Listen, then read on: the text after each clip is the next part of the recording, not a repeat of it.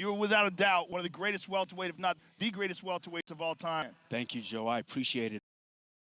Are you intoxicated or something? After Usman's win over Gilbert Burns, fans are asking, who is the welterweight GOAT? Has the Nigerian jabmare Kamaru Usman taken the crown? That was 30% right there. Or is the man they call Rush still the all-time king of the welterweights? I'm not impressed by your performance.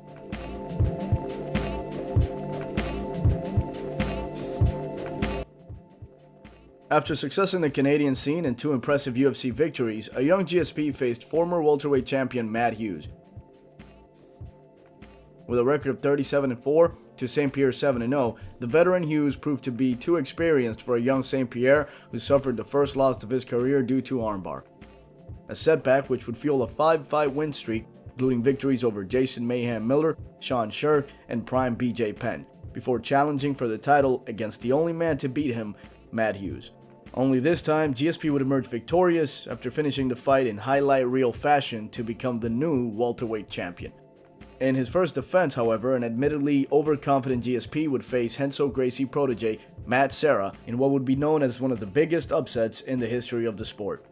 But once again, Rush would come back stronger, dominating the promising Josh Koscheck in his return fight and winning a rubber match against Hughes in somewhat poetic fashion with an armbar of his own to set up a rematch with Serra. This time, GSP did not underestimate his opponent's stand-up and wasted no time taking the BJJ black belt down and viciously KOing him with ground and pound.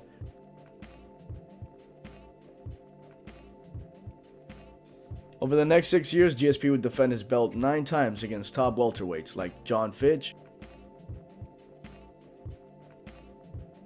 BJ Penn,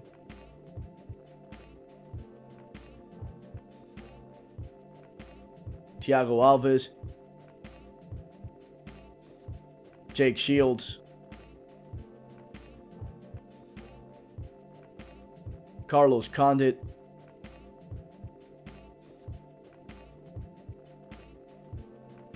and longtime rival Nick Diaz, among others. You're gonna take me down? Okay. On the final defense of his belt, after a narrow decision victory over Johnny Hendricks, St. Pierre would retire from the division with a record of 25-2. Having ruled over multiple eras in one of the deepest weight categories the UFC has ever had. 4 years after his retirement, however, he would return, this time as a middleweight, to take the title from Michael Bisping and cement his legacy as a 2-division champion and one of the greatest fighters of all time.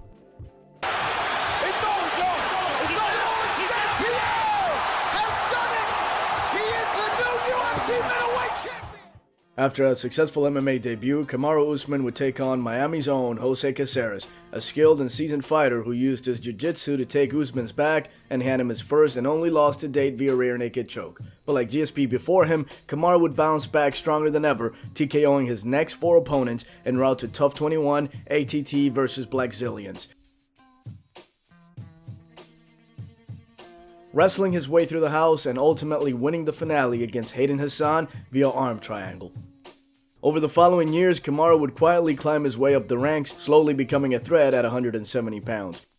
With notable victories over Leon Edwards, Sean Strickland, Sergio Moraes, and others, before taking on veteran jiu-jitsu whiz Damian Maia, shutting him down completely, and then going on to convincingly beat former lightweight champion RDA, earning himself a shot at the defending champ Tyron Woodley. Despite being an underdog, Usman put on the performance of his life and decimated Woodley against the cage. His patient and methodical style of control proved to be extremely effective, and Kamaru would go on to become UFC champion. Against fellow standout wrestler and #1 contender Colby Covington, after a highly entertaining, action-packed fight where both fighters decided to trade punches on the feet, Usman was eventually able to outlast and outstrike Covington, knocking him out in the 5th round and fracturing his jaw in the process. He would then go on to face Jorge Masvidal on 6 days' notice, using his usual method of clinching and wrestling against the cage to achieve victory. Most recently, he fought Gilbert Burns, another top contender and former training partner. After a rough start, he adjusted well mid-fight and completely shut Burns down with his jab. Usman has been extremely dominant after winning the belt. However, he's tied with the former champ at 3 title defenses, along with Pat Miletich. He also trails Matt Hughes, who holds 4, and GSP, who is of course number 1 all time with 9. So while I see the comparison between these two guys, I think calling Usman the GOAT right now is jumping the gun, but he's well on his way to making a solid case for himself. It's easy to see the comparisons, especially stylistically. Although GSP comes from a karate background and never wrestled in high school or college, he developed a remarkable ground game and became the best wrestler in a division filled with All-Americans and NCAA champions. With a lightning-fast jab and powerful kicks, GSP perhaps wasn't the best pure striker or wrestler in the division, but he was the best at blending his skills together in unpredictable ways. He constantly surrounded himself with the best coaches and never stopped improving throughout his career. St. Pierre raised the bar and established a blueprint for what a truly well-rounded fighter can achieve. A blueprint which Usman has no doubt taken notice of. He comes from a wrestling background, but in the same way has developed a dangerous and solid striking arsenal to complement his already dominant wrestling. Let me know in the comments who you guys think would win in a hypothetical fight between Kamaru Usman and GSP. Both guys in their absolute prime. Who wins? Who has the better jab? Who's the better wrestler? Who can mix it up better?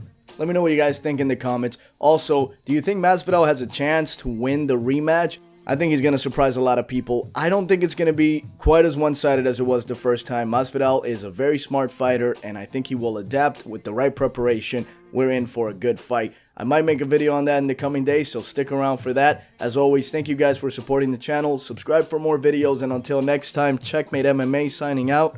Peace.